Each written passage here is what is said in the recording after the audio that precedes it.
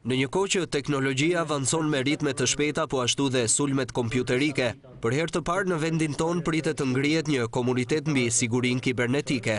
Në aktivitetin e zhvilluar në qendrën Protik në kryeqytet me 10 të rinj dhe profesionistë diskutuan mbi sigurinë kibernetike, ndërkohë që drejtoresha e kësaj qendre tha për Albanian Screen se sulmet kibernetike ndaj Shqipërisë ndikuan në ngritjen e këtij komuniteti. Mund të ketë edhe raste konkrete, institucionesh, kompanish, organizatash e tjerë që janë vërtet shumë vulnerabël, shumë të ndjeshëm dhe shumë të rrezikuar ndaj krimit kibernetik. Misioni ose objektivi i ditës sotme ishte që të krijohet një komunitet për IT security ose sigurinë e elektronike. Ndonse deri më tani nuk është regjistruar ndonjë rast i rënd i depërtimit dhe dëmtimit të sistemeve me të dhënat shtetërore, aktivitetet e ndryshme kriminale kanë mjaftuar për të vënë në pa dobësitë e rrjeteve kompjuterike në Shqipëri, që ende cilësohen në fazën e zhvillimit. Nga të dhënat e policisë, sulmet kryesore kompjuterike në Shqipëri kanë qenë llogaritë bankare dhe ato të ndërhyrjes së të dhënave personale në internet, ndërkohë që nuk kanë munguar dhe rastet e krimeve virtuale.